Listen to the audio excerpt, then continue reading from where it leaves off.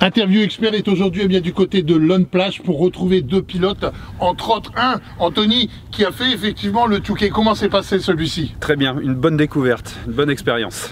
Quel est le plus impressionnant?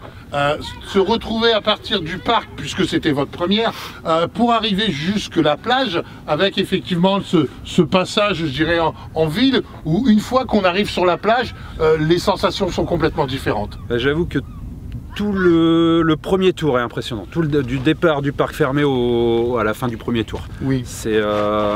On a le sol qui tremble, on est au milieu de tout le monde, et la ligne droite est longue, rapide, Oui. et on se retrouve encore au milieu de tout le monde, ensablé dans la première bosse, et c'est vraiment, tout est impressionnant.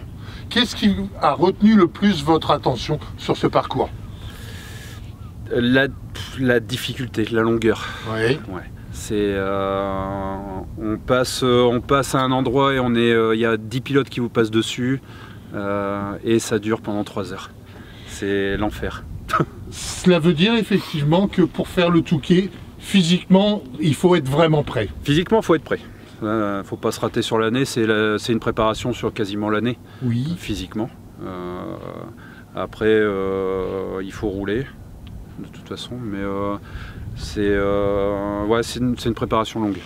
Est-ce que la partie psychologique a été un petit peu délicate? Les jours précédents, effectivement, la compétition, on arrive bien à dormir? Non. Les deux jours avant, on dort pas. C'est-à-dire qu'on y pense? Complètement. On pense à quoi? On se demande comment ça va se passer, si la moto va démarrer, si on va casser quelque chose, si la moto est prête, si on est prêt. Puis au final, on arrive le jour J, on dit bon, il n'y a rien de prêt. Et puis ça passe quand même. Quand on est effectivement sur ce parcours si mythique, que ce soit la ligne droite ou le retour, avec effectivement ces deux bosses juste après le bout de la ligne droite, on se dit que après avoir roulé à Lone Plage, le parcours est complètement différent. Ça n'a rien à voir, ça n'a rien à voir. Non, c'est un bon entraînement, mais il faut faire le Touquet, il faut faire la plage. Le sable n'est pas le même déjà. Est-ce que au niveau sensation, vous aviez déjà ressenti autre chose par rapport aux sensations que vous avez eues, surtout pendant les 3 heures? Parce que 3 heures, c'est quand même relativement long. C'est long. Non, il n'y a rien de comparable. Il n'y a rien de comparable. Non, jusque-là, j'ai pas... ici, ne serait-ce que de rouler ici, même s'il y a du monde, ça n'a rien à voir. Le cas échéant, l'année prochaine, vous allez le faire avec votre copain, avec votre collègue? J'espère bien qu'il va suivre. Hein. Ouais. C'est prévu. C'est prévu. Si je change pas de maison une fois de plus. Non, c'est prévu. Très sincèrement. On va se préparer pour le faire? Ça fait déjà 3 ans que c'est prévu, 4 ans. Il y a eu les 2 années de Covid qui ont déjà annihilé le tout. Après, malheureusement, là j'ai changé de maison, donc priorité aux travaux. Et vu c'est pas une excuse. Peu d'entraînement, vu le peu d'entraînement qu'on a fait avant, je ne me voyais pas partir 3 heures dans le dur, surtout pour une découverte, je veux dire. Sachant que vous venez effectivement de la route, vous êtes un pilote de circuit. Ouais. Je pense que sur une course de piste, on aurait signé sans problème, parce qu'on a nos réflexes, on sait à quoi s'entendre sur des courses d'endurance. Mais là, le cross, non. En plus, il y a toujours cette barrière un peu psychologique de se faire dépasser droite-gauche, de ne plus dépasser. Et voilà, c'est ça. Donc au début, ça fait un petit peu mal quand même. Et puis petit à petit, ça revient là, on voit que... avec 2-3 conseils, Quand on a effectivement laissé de côté la piste pour venir sur le sable, entre autres sur le motocross, on a envie de retourner sur la terre, sur le macadam? Ah oui.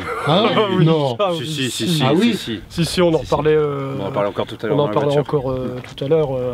Voilà. Oui. Ah oui, clairement là à 300%.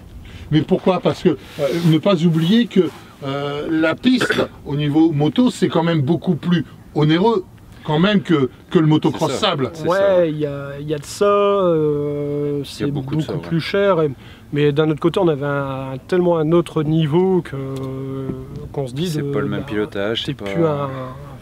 Ça veut dire que quand on est sur le top 10 au niveau de la route, on est sur le top 100 facilement au niveau du motocross? À l'Evray Pro, oui, je pense. De toute façon, il n'y a qu'à regarder Lucas Mathias qui a fait... Ils font tous du cross, de toute façon, après les top pilotes. Mathias, il a fait quoi, Osgore ou... Je sais plus, il fait un top 50 de toute façon, tu vois dès le départ que c'est des mecs, c'est leur métier, quoi. Il y a l'œil qui a l'habitude de voir défiler le paysage à vitesse plus impressionnante, il y a une prise de... Non, il y a que... Même le côté physique, que l'on soit assis sur une moto de route ou une moto de cross, les sensations ne sont pas les mêmes au niveau des bras, au niveau des jambes. Tout à fait. Sur une moto-route, vous pouvez être assis, tandis que sur un parcours tel que l'On Plage ou même le Touquet, il faut être les 3/4 du temps debout. C'est debout tout le temps. Paradoxalement, moi je trouve qu'en termes de douleur au niveau des quadriceps, tout ça, la route et le circuit, enfin plus le circuit que la route, le circuit et le cross, ça se vaut. Hein. On a l'impression qu'on est assez passif en piste, hein, mais on a tellement des grosses accélérations et c'est pareil, les virages se font en apnée, les virages sont super violents quand même, donc musculairement je pense que c'est à peu près la même chose. T'es sur les jambes de toute façon. Ouais. Donc, et au niveau pilotage, ça n'a rien à voir. Là, on regardait sur nos premières vidéos, nous sur nos premiers entraînements, on s'est vu des années commencer à déhancher sur une motocross. Donc on dit, Anthony était derrière, il dit regarde le petit déhanche, c'est ce qu'il faut faire. Le jouisseur là.